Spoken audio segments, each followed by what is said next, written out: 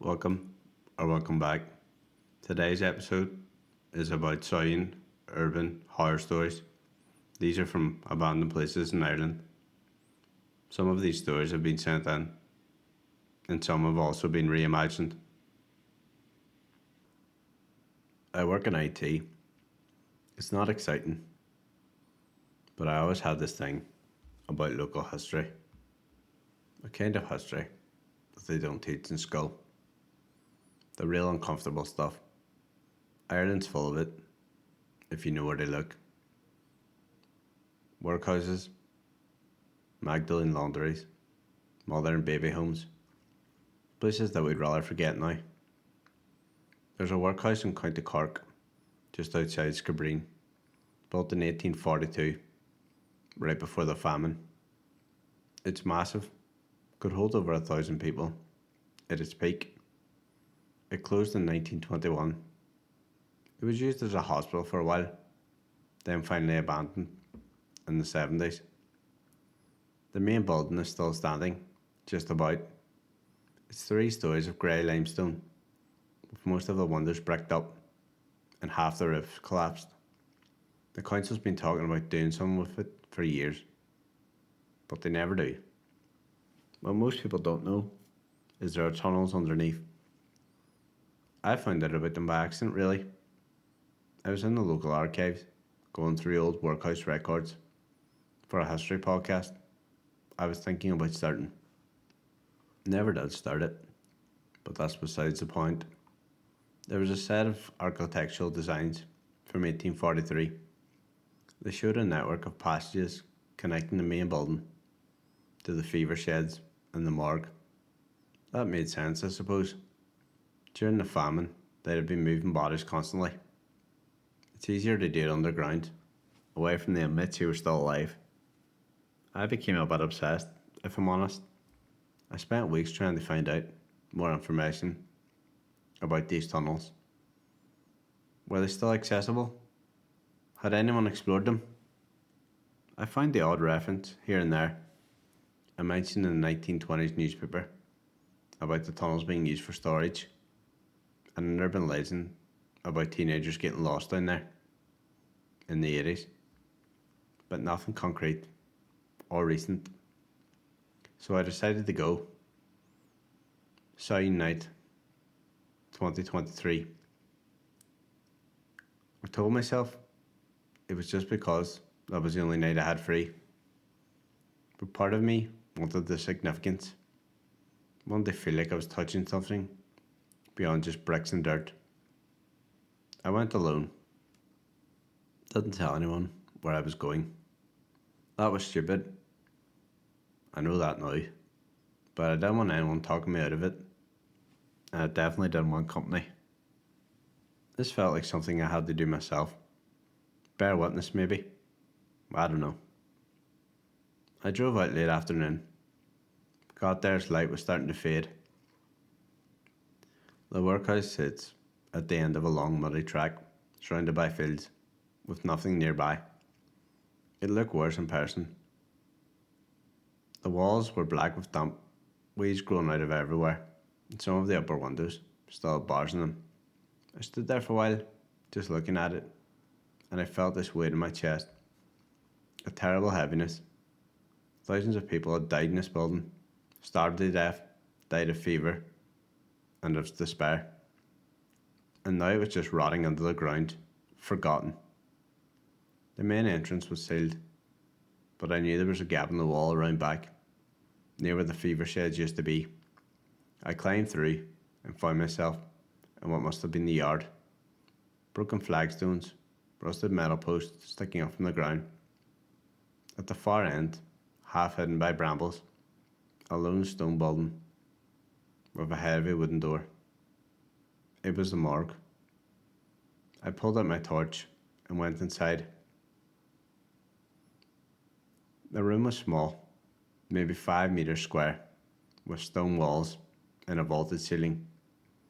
There were metal hooks set into the walls, where they must have hung the bodies, and in the floor, in the far corner, a dark opening. A tunnel entrance. It was narrow, perhaps a metre wide, 2 metres high, stone steps leading down into the blackness. I stood at the top and shone my torch down, the beam disappearing after about 10 metres, swallowed by the dark. I could hear water dripping somewhere below, and something else that I couldn't quite place, like a fabric moving, like someone dragging cloth across stone. I should have turned around right then. Every rational part of my brain was screaming at me to leave, but I didn't because I came this far and I needed to see what was down there. I started down the steps. They were slippery, covered in some kind of slime. I counted as I went. There was 20 steps. The air got colder as I descended. My breath was fogging my torchlight, and the sound of dragging cloth was louder now, but I still couldn't see anything except stone walls and darkness. Upon reaching the bottom, the tunnel stretched ahead of me, maybe 2 metres wide now, the ceiling low enough that I had to duck slightly. The walls were rough cut stone, glistening with moisture, and the floor covered in something. At first I thought it was water, but when I crouched down to touch it, it was thicker, more viscous, dark and oily cold. I think I know what it was, but I didn't want to know, so I just kept walking. The tunnel went on for a long time, perhaps 50 metres. It's hard to judge distance underground, especially when you're frightened. I passed the side passages, openings in the walls, that led off into even smaller tunnels. I didn't explore them, just stayed the main path. And then I heard the voices. Faint at first. I couldn't make out the words, but I could hear the rhythm, the cadence, multiple voices overlapping, echoing throughout the tunnels.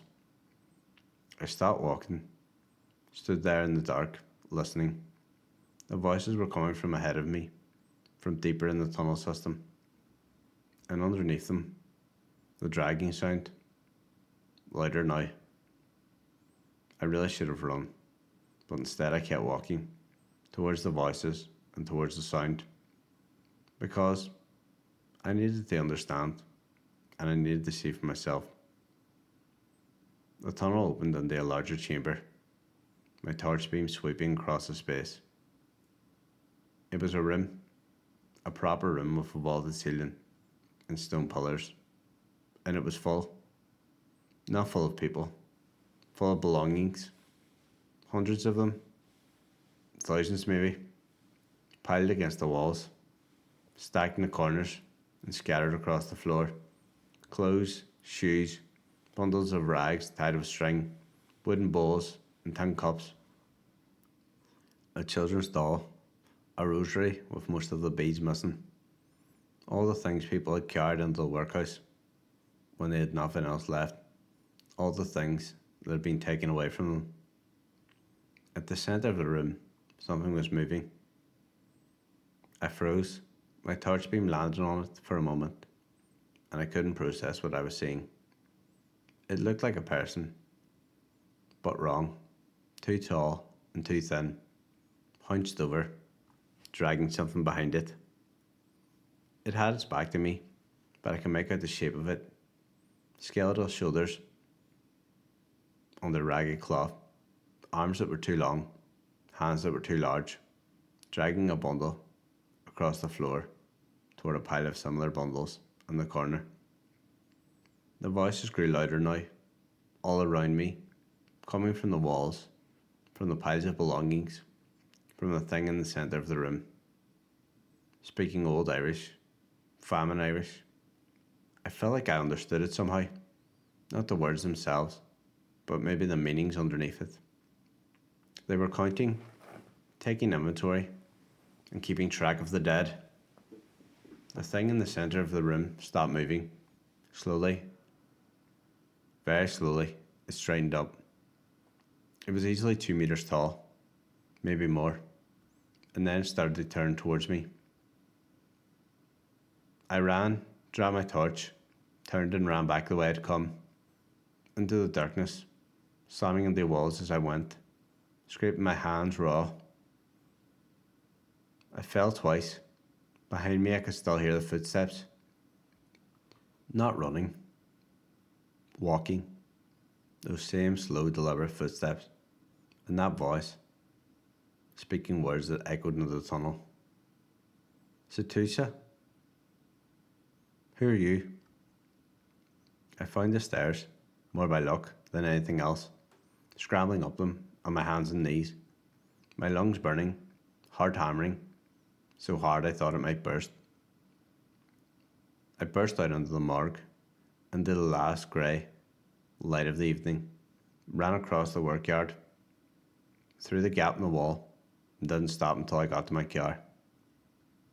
I sat there for a long time, shaking violently. Eventually I looked at my hands. They were filthy, covered in that oily substance from the tunnel floor. I wiped them on my jeans, trying to start the car, my hands shaking so badly, taking 3 tries to get the key in the ignition. I drove home, had a shower. I needed to wash off whatever I touched down there. The smell wouldn't come off my hands for days. That mineral, old smell. I did some research afterward, more digging around in the archives, finding records from 1847, the worst year of the famine. The Skibbereen workhouse was overwhelmed, people dying faster than they could bury them. We started storing bodies in the tunnels, stacking them up, waiting for mass graves to be dug. At one point, there were over 300 corpses down there. 300. In those dark, wet tunnels. All their belongings, everything they've ever owned, was taken and stored underground, catalogued, inventories, as if it even mattered anymore. I think about that room full of belongings, all those objects that outlasted the people that owned them, shoes that would never be worn again, rosaries that never would be prayed. And I think about the figure in the darkness, still there, still counting, still keeping track of the dead, long after anyone cared about their names or their numbers, still maintaining that terrible inventory in the dark beneath a building that everyone wants to forget. I haven't been back, and I won't go back, but sometimes I think about the voices speaking that dying language in the dark, and I wonder if they're still counting, if they'll ever stop, if there's a number they're trying to reach, a final tally that will let them rest. Or maybe they're trapped there forever, keeping an inventory of loss, cataloguing the death, counting and counting and counting in the darkness beneath the famine ground.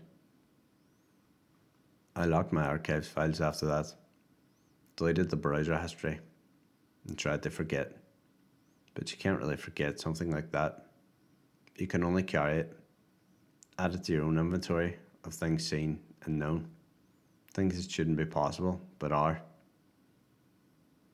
The worst part, I left my torch down there. It's still in the tunnel somewhere, the battery long dead. I think about it sometimes, lying there in the dark and slippery floor, and I imagine that the figures found it, picking it up and adding it to the pile, another belonging, another object that will be outlasted by its owner. Just one more thing that they have to count. I'm only telling you this story because it's been 3 years and I still can't sleep properly when October comes around. My name doesn't matter. What matters is I was there, and so were Declan and Aisling. And what we found in that place was not supposed to be possible. It was in Samhain night, 2021. We're all in our early 20s. At 8 really. All obsessed with urban exploration. Videos that we've seen on YouTube. And we're convinced that we could do better. There's an old hospital, about 40 minutes, just outside Sligo. Up a hill, overlooking nothing but farmland and fog. St. Brendan's it was called, and it closed in the 1980s. Everyone local knew about it, but no one went up there. Not because of ghosts or stories, just because it was depressing. It was a place where people went to die slowly. We parked Declan's van at the bottom of the access road, sometime after sunset. The plan was simple: get in, film some footage, and get back out before midnight. Aisling had a good camera, and Declan had the torches. I brought bolt cutters, which we didn't even need, because the fence already had a gap in it. The walk up the hill took maybe 10 minutes. The building looked worse than the photos online. 3 stories of grey concrete and broken windows, with ivy growing up one side, like it was trying to pull the whole structure back into the earth. The front entrance was boarded up, but the side door, where they used to take deliveries, I think, was wide shut with a piece of timber. Declan kicked it twice, and it clattered inward. Inside, the air was different. It was cold, but also wet. Not damp like wet, like the walls were weeping. Our breath fogged immediately. Aisling turned on the camera, the little red light blinking as we moved down the main corridor. The floor was littered with old plaster, bits of ceiling tile, and a rusted wheelchair folded against the wall. The kind of thing you'd expect. The kind of thing that makes good content. We explored the ground floor first. Old wards with metal bed frames still lined up in rows. A pharmacy with empty shelves and shattered glass. A kitchen where the tiles had buckled and split, revealing black mould underneath. Declan kept making jokes, trying to keep it light, but his voice sounded too loud in the silence. Aisling filmed everything, and I just kept my torch steady and tried not to think about how many people had died in those beds. It was when we reached the stairwell to the second floor, things started to feel wrong. The stairs were concrete, solid. There was no creaking, but as we climbed, I heard something else beneath our footsteps. A low hum. Mechanical, like a generator running somewhere, deep within the building. Declan heard it too. He stopped about halfway up, looking back at me. "Do you hear that?" I nodded. Aisling lowered the camera. Could be a squatter. But we all knew that wasn't right. The hum was too steady, too industrial, and it was coming from above, not below. The second floor was definitely worse than the first. The wards here were smaller, more cramped. Maybe they were isolation rooms. The doors were heavy wood, with small glass windows at head height, most of them now broken. Declan shone his torch down the corridor, and we saw them, rows and rows of doors on either side, stretching into the darkness. And then we saw the light. It was coming from the far end of the corridor. It wasn't a torch, nor was it moonlight through a window. It was an electric light, pale and fluorescent, spilling out from underneath one of the doors. We stood there for a long time, just staring. None of us really said anything, but the hum was louder now, and it was almost vibrating through the floor. Aisling whispered, "Maybe it's the maintenance people or something." But we didn't notice any vehicles outside, and there was no real signs or sounds of any people. Declan started walking towards the light. I really wanted to grab him and pull him back, but I didn't. I followed him. We all did. Because that's what you do, isn't it? You move towards a thing that doesn't make sense, even whenever part of you is screaming to run. It makes good content, after all. The door was closed. The light beneath it, steady, bright, almost clinical. Declan reached out for the handle and pushed. The room was lit, fully lit, fluorescent strips on the ceiling buzzing softly, casting that awful greenish white glow over everything. And the room wasn't empty. There was a bed, a hospital bed, clean white sheets pulled tight over the mattress, an IV on the stand next to it, and half the bag full of clear fluid, the tube trailing down to where it would connect to someone's arm. A bedside table with a plastic cup of water and a folded newspaper. The newspaper dated October 31st, 2021. That very same night, Ashley made a sound, not quite a gasp, more like a choke. The camera's still recording. Declan walked into the room, and I wanted to make him stop, but he went and picked up the newspaper, unfolded it, and stared at the front page. This is today. This is today's paper. I looked up at the IV bag. The fluid dripping slowly, one drop every few seconds into the tube, as if someone had set it up, and as if someone was supposed to be here. Then came the footsteps.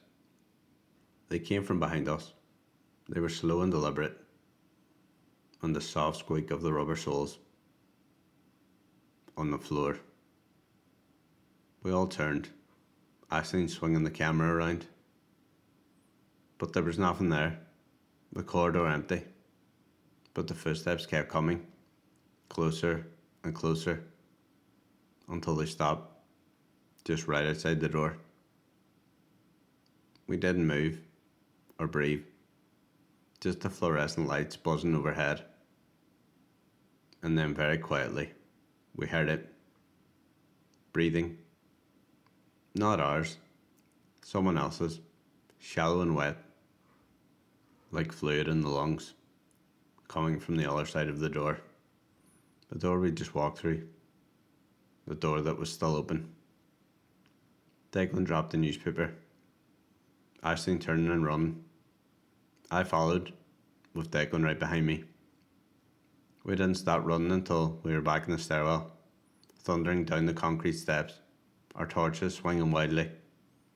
We burst out through the side door and into the night. We didn't stop until we reached the van. We must have sat there for 20 minutes, engine running, heater on full blast, none of us speaking. Finally, Aisling said, "We need to watch it back." We didn't want to, but we did. The first 15 minutes were normal. The wards, the pharmacy, and the stairs. The second floor corridor. The light underneath the door. They can open it. The room, the bed, and the newspaper. And then the camera slowly pans to the doorway. And just for a moment, maybe 2 seconds, there's something there. A figure. Tall, thin, wearing a hospital gown. Its face turned away from the camera, but you can see its shoulders, its arms hanging limp at its sides, and then it's gone. Just static for half a frame, and the corridor becomes empty again. We deleted all the footage that night, all of it. Ashley was crying. Declan kept saying it was a glitch, a trick of the light, but none of us believed it. I still don't know what we saw. I don't know why that room was lit, where the newspaper came from, or what was standing in the doorway, but I do know one thing. We left in such a hurry that Declan had dropped his torch. It's still up there, on the second floor, in the room with the clean white sheets and the IV drip. And sometimes, late at night, I imagine it, still switched on, the battery somehow never dying, casting its small circle of light in that fluorescent room, where something sits on the edge of the bed, waiting for visitors who'll never come back. I actually haven't spoken to Declan or Aisling since that winter. We sort of drifted apart. But every year, when Samhain comes around, I think about texting him. asking them if they still remember, if they still dream about it, but I never do, because I already know the answer. This is difficult to talk about, even now, but sure, that's the point, isn't it? My name's Colin. I'm a photographer. Well, was a photographer really. I haven't touched the camera properly in about 2 years now. Not since what happened at St. Columba's. St. Columba's was a boarding school, about 15k outside of Galway. It closed in 2004 after years of declining enrolment and, if you believe the rumours, some fairly grim allegations that were never quite proven. The Christian Brothers ran it. By the time I got interested in it, it was late October 2022. Now being empty for about 18 years. The kind of place that gets mentioned on heritage risk registers, but it never quite gets demolished because no one can agree on what to do with it. I've been doing architectural photography for about 5 years by then, mostly commercial stuff, some editorial work, but my real passion was abandoned buildings. There's something honest about the decay, the way that nature and time reclaim these spaces we thought were once permanent. I'd done hospitals, factories, and the sort, but schools were different. Schools still felt occupied somehow, like the walls remembered. I went alone, arguably my first mistake, but I preferred working alone too. I wasn't rushed, and I had no one's vision to compromise my shots. I drove out on the afternoon of October 31st. I know, I'm not superstitious, or at least I wasn't then. To me it was just late autumn, good light, and long shadows. The school was bigger than I expected. It was 3 interconnected buildings, forming a U shape around a courtyard of cracked tarmac and now dead grass. Georgian style, red brick, tall windows. Beautiful buildings, as they say, even if the flesh was rotten. I parked on the road and walked up the gravel drive, my camera bag heavy on my shoulder and tripod in hand. I'd scouted the perimeter online using satellite images, and I knew the best entry point was a ground floor window on the east wing where the boards had come loose. I slept in easy enough. The smell hit me first, the damp plaster and the old wood, with something else underneath it. Something sour. Bird droppings, probably. Or maybe rats. The interior was a mess, but not completely destroyed. Classrooms with desks still arranged in rows, chalkboards with faded writing, a dining hall with long tables and benches, the wood warped from water damage. I worked methodically, setting up shots, adjusting for the falling light. The golden hour was just starting, that gorgeous warm glow filtering through the broken windows. I was on the second floor, what must have been the dormitories, when I found the old chapel. It was the end of a long corridor, through a set of double doors. They were slightly ajar. I honestly almost missed it, but something made me look. Maybe it was the way the light fell. I pushed the doors open and stepped inside. It was small, maybe 20 pews, an altar at the far end, with a simple wooden cross hanging on the wall behind it. The windows were perfectly intact here, tall and arched, and the evening light was pouring through them in thick gold beams full of dust. It was beautiful, perfect, and I got to work setting on my tripod. I took maybe a dozen shots, different angles, different exposures. The light was now changing fast, getting deeper, more orange. I was so focused on the composition that I didn't really look at what I was photographing. Not properly, at least. I was seeing it through the viewfinder, through the technical decisions, aperture, shutter speed, and ISO. It was only when I checked the back of the camera, scrolling through the images, that I saw them. In the fourth photograph, there was someone in a third pew on the left. I lowered the camera, looked up at the pews. They were all empty, all of them. I looked back at the screen, and the figure was still there. A boy, maybe 12 or 13, wearing what looked like an old school uniform. Dark trousers, white shirt, and a dark jumper. He was sitting upright, hands folded in his lap, staring straight ahead at the altar. His face was pale, very pale, but clear and detailed, not a blur. I felt cold, really cold now. The kind that comes from inside. I looked up again, and the pew was empty. I looked back at the camera and scrolled to the next image. On the fifth photograph, there was 3 of them now. The same boy in the third pew, and 2 more in the pews behind him. Different ages, same uniform, same pale faces, with the same vacant stares. On the 6th photograph there was 7. In the 7th photograph, now 11. I stopped scrolling. My hands were shaking. I turned around slowly, expecting, well, I don't know what I expected. I expected to see them there, sitting in the pews, watching me. But the chapel was empty, just dust and fallen light and that wooden cross on the wall. I really should have left then. I knew I should have left, but I'm a photographer and an idiot, and some part of me needed to understand what I was seeing. So I took another photograph. Through the viewfinder, I saw them. All the pews now full. Dozens of boys, all in uniform. All sitting perfectly still. All staring at the altar. I could see their faces clearly.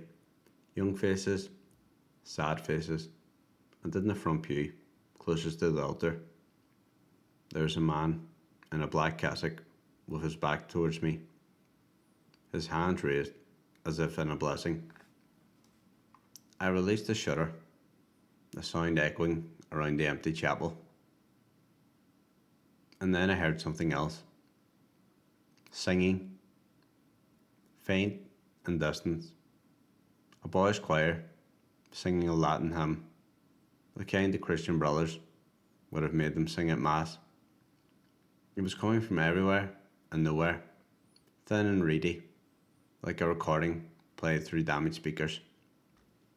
I grabbed my camera off the tripod and ran. I don't remember much about getting out of that building.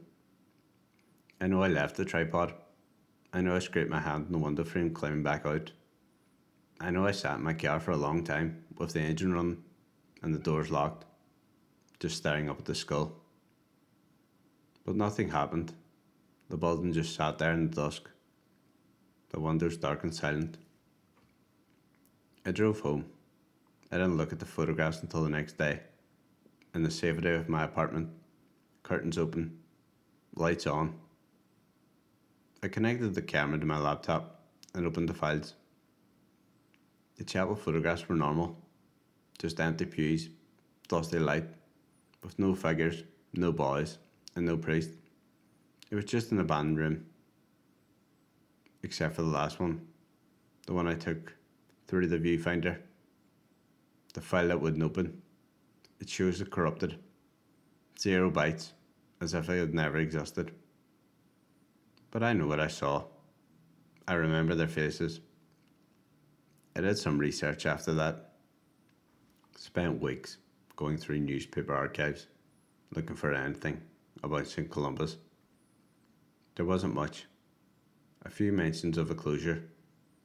A brief notice in 2003 about a Garda investigation that went nowhere. One small article from the 80s, just a few paragraphs of a boy who died there, drowned in a nearby river during a school excursion. He was 13. The article included a photograph A school photograph, rows and rows of boys in uniform, standing in front of a school building. I recognise some of the faces from the third pew.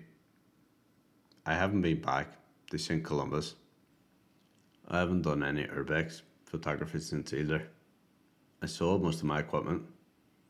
Now I do wedding photography, corporate headshots, the kind of work where everything is clean and lit and in the present tense. Sometimes I think about those boys sitting in the chapel, waiting for a mass that will never end, singing hymns in a language most of them probably don't understand, for a God who didn't protect them from the men that were supposed to care for them. And I think about the photographs that didn't come out, the ones that showed the truth. I think about how easy it is to make things disappear, to corrupt the file and to lose evidence. I still have the memory card. I've never formatted it. I've tried to recover that last image. I don't think I want to know if it's really gone or if it's still there. Sometimes, late at night, I imagine that I can open the file and see what the camera captured in the last moment. All of them looking at me this time. Not at the altar, but directly at me. Their faces asking the only question that matters. Why didn't anyone stop this? But I don't have that answer. And I'm not sure that anyone does. My name is Narration, and I need to tell someone what I found. Even if no one believes me, even if saying it out loud makes it more real than I can handle. The Fort of Gold, or well, the real name, is just a set of coordinates in an Ordnance Survey map and a reference number in a heritage database. It's a Napoleonic era sea fort, about 6k off the coast of Kerry. Built on a rocky outcrop that's barely above water at high tide. There are dozens of these forts around Ireland, most of them abandoned since the British left, and a lot of them slowly dissolved into the Atlantic. I'm a marine archaeologist, or I was trying to be one, at least. My PhD research on coastal fortifications and their ecological impact. Fascinating stuff if you're into that kind of thing. Barnacles and erosion patterns. It's not so fascinating if you want to make any money. But I loved it. The isolation, the history, the way the sea claims everything in the end. I've been granted permission to survey the Fort of Gold in the autumn of 2022. The weather window was narrow, October, between the autumn storms, but before winter made boat travel suicidal. I hired a fisherman called Tomas from Dingle to take me out. He was a lovely man. He must have been in his 60s.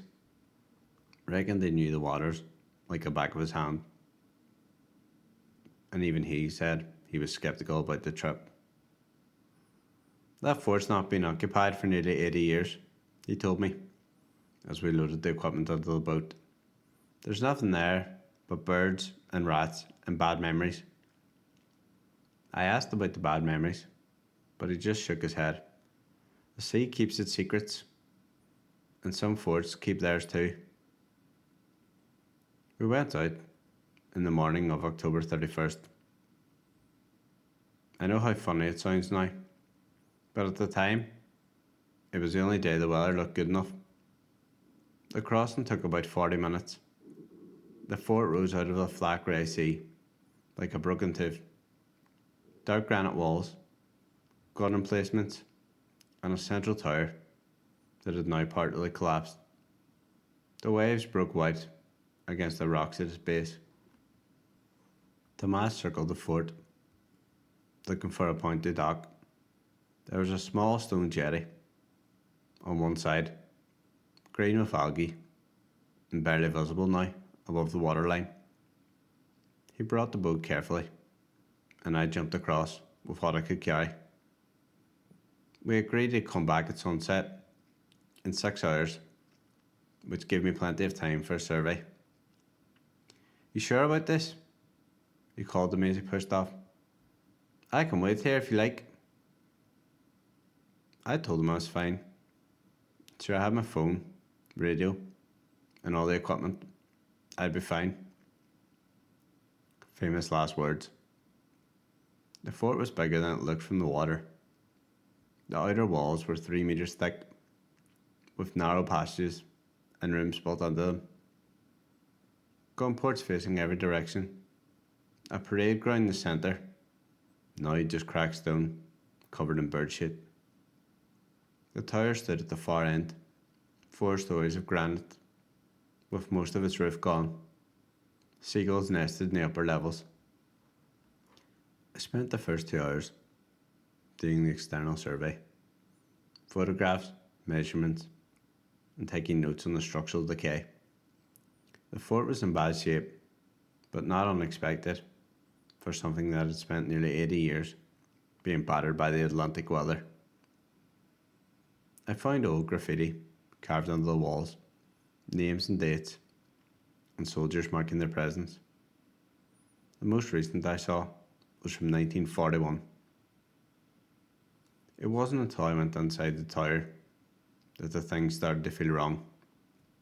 The entrance was at ground level, a heavy wooden door hanging off one hinge. It was dark. My torch beam showed a spiral staircase winding upward and another passage leading down. I'd seen the plans in the archives.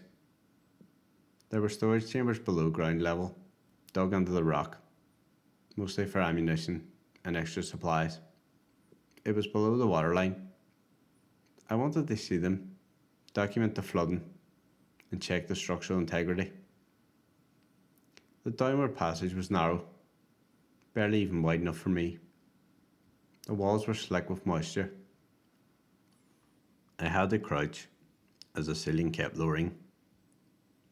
My torch showed stone steps, perhaps 20 or 30 of them, descending into further darkness. The air smelt wrong. Not just damp, but also metallic and cold. I counted 32 steps before I reached the bottom.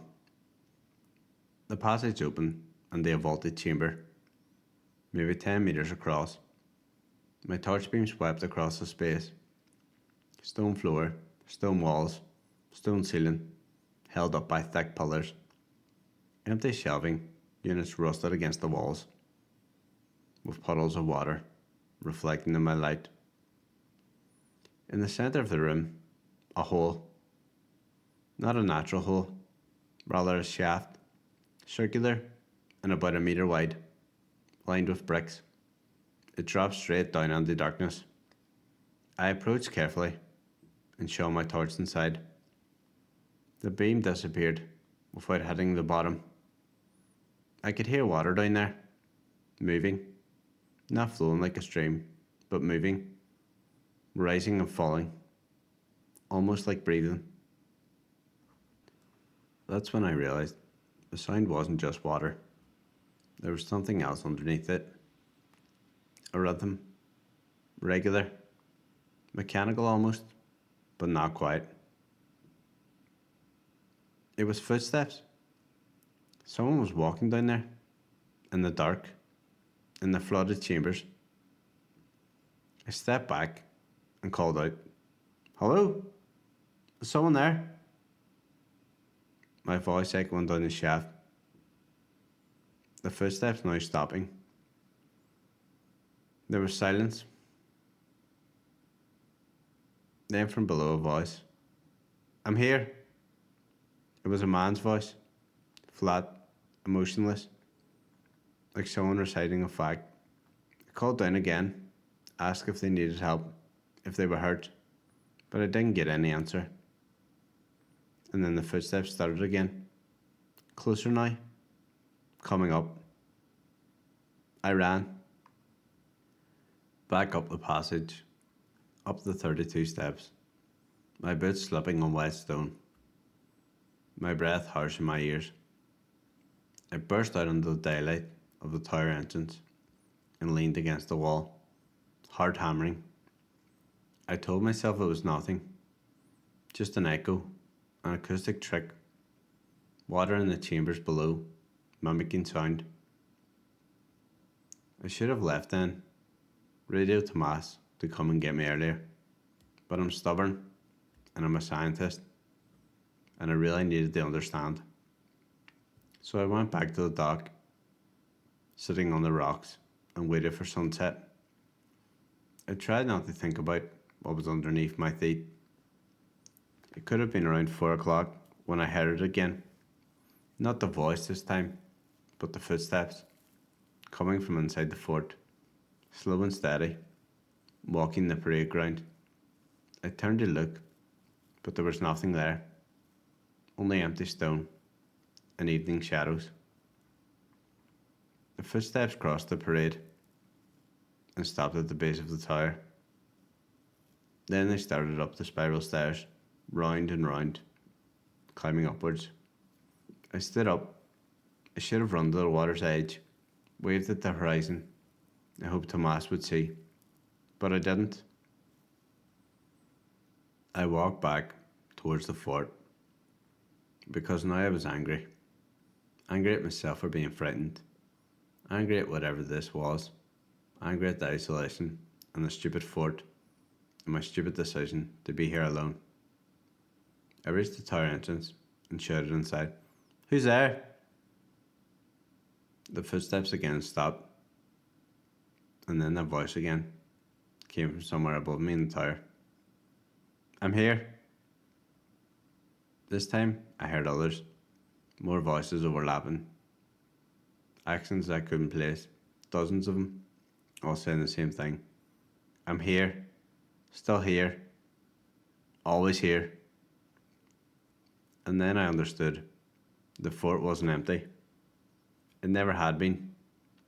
Every soldier who served here, every man who stood watching these walls, every poor bastard who died of cold or sickness, boredom or loneliness, were still here, still at their posts, still walking their patrols, still trapped in the stones and the sea and the endless waiting for relief that would never come. The voices growing louder and more insistent, from the tower, the walls, and the chambers below, and underneath it all, that breathing water sound, the tide coming in. I ran towards the jetty, the water now higher, waves starting to break over the stones. I pulled out my radio and called Tomas. He answered immediately, saying he was 10 minutes out, that he'd seen the weather turning, and he was coming back early. I stood there on the slippery jetty, water soaking in my boots, listening to the voices behind me in the fort. They weren't threatening nor angry. They were just there, stating their presence over and over. "I'm here, I'm here, I'm here." When Tomas arrived, I climbed into his boat without a word. He looked at me, looked at the fort. He didn't ask many questions. We were probably halfway back to Dingle before he finally spoke. "You heard them, didn't you?" I just nodded. "Aye," he said. "Most do. That's why no one goes there anymore. It's not haunted, not really. It's just occupied, still on duty. The sea doesn't let them leave." I, of course, never went back. I actually never finished my research. I changed my focus to terrestrial sites, places where the dead are properly buried and the living don't stumble into their external routines. Sometimes I think about the hole in the chamber floor, a shaft leading down below the waterline, down into spaces that shouldn't exist, and I think about the footsteps coming up from the dark, and the voice saying, I'm here. I wonder if they know they're dead. If they understand that their watch ended 80 years ago. That no one's coming to relieve them. That they're out there alone with just the sea and stones and each other's voices echoing through the empty rooms. Or maybe they still think it's 1941 and they're just waiting for the next shift, the next meal, the next letter from home that will never arrive. I hope they don't know. I hope they're not aware, because if they are, then they know they're trapped. That this is all there is, forever. Then the fort isn't just occupied, it's hell. And on Samhain night, when the veil is thin and the dead can speak, they're not asking to be remembered. They're asking to be forgotten, to be released from their posts, to finally, mercifully, be allowed to leave. But the sea doesn't care about mercy, and the fort keeps its garrison. Always.